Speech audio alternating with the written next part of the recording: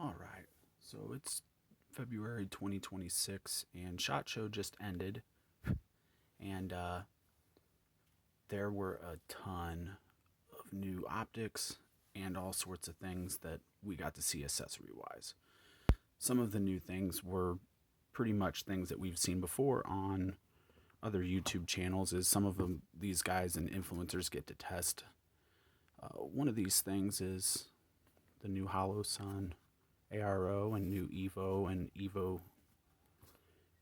Dual, and also their AIM stuff just came out. But this isn't really about this. It only is kind of. This is not a business oriented channel, but I felt like this is kind of important because this is a great example of some of the things that we see in the industry that it's a good thing. This is a good thing that's happening, and we're going to talk about something called diminishing return. So right now with red dots, we're seeing that pretty egregiously. It's good though. This is a good thing. And so this is going to look a little bit strange, but I'm going to explain it very quickly and simply. So we have a couple of different grades of red dots. It's going to range from trash. We're going to say trash is down here in the bottom corner. And then duty grade is going to be up here. And the price you can see is at the bottom.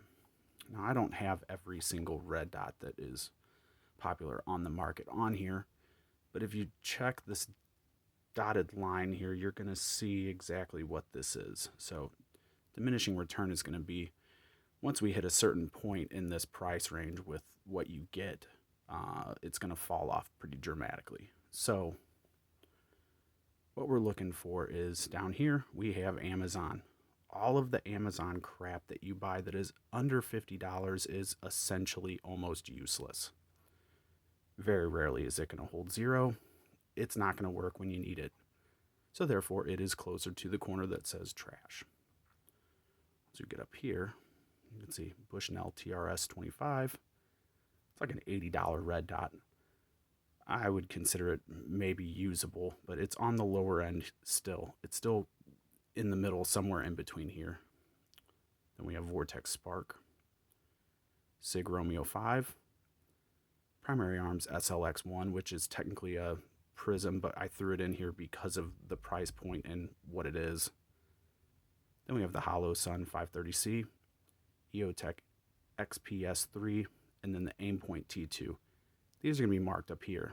And as you can see, these are all duty grade. But unfortunately, we're looking at somewhere down here between, this is $500 and $1,000. So the Hollow Sun, I think, can be had maybe a little bit cheaper.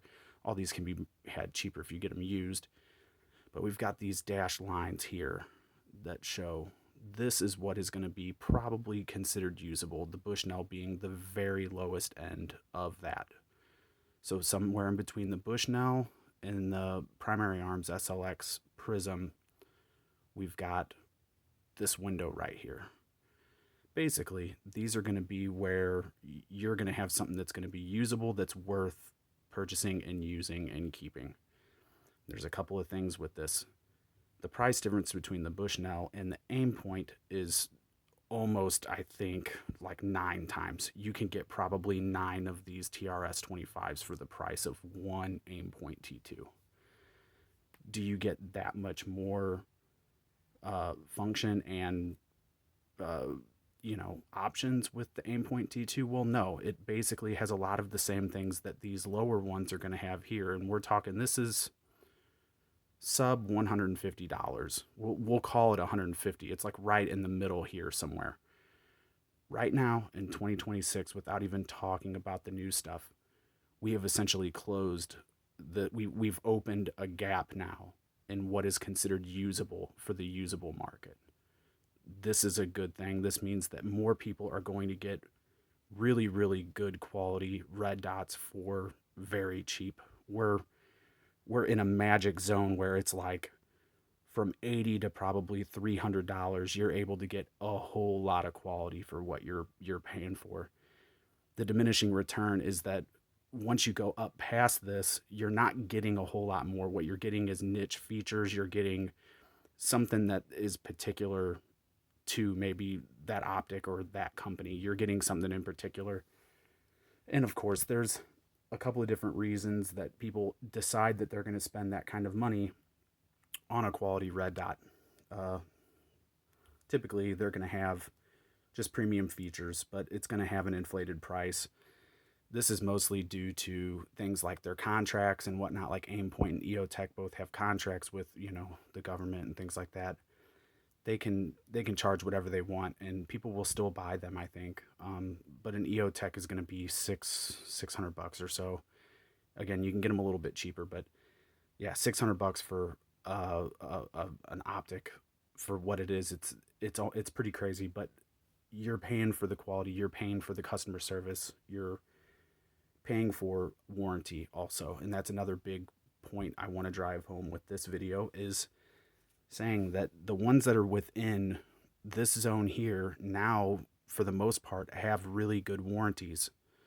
So if you ever need to warranty an item, you can just contact them, and their customer service is great. Usually they got really good people working for them and people that care that are behind them. So we've got a good thing going. We're very early in the year in 2026 since it's only February, and what we're seeing is that the new stuff that's coming out, like the new HoloSun ARO and the AIMS stuff, we're talking the things here that are going to be in between this category from just at $100 to $500. That column there is going to be opening up because there's going to be all sorts of features once you start getting into $300 to $500 optics, and it's unreal. Like having combo systems that are all in one. It's a good thing. So hopefully this makes sense. Just remember, all tactical items, all things in this industry have a point of diminishing return. For me personally, I think that beyond the $300, $350 mark, I don't think that you're going to get that much more extra, if I'm being honest. I think the vast majority of people need to be somewhere really nicely sitting in here, somewhere in between this.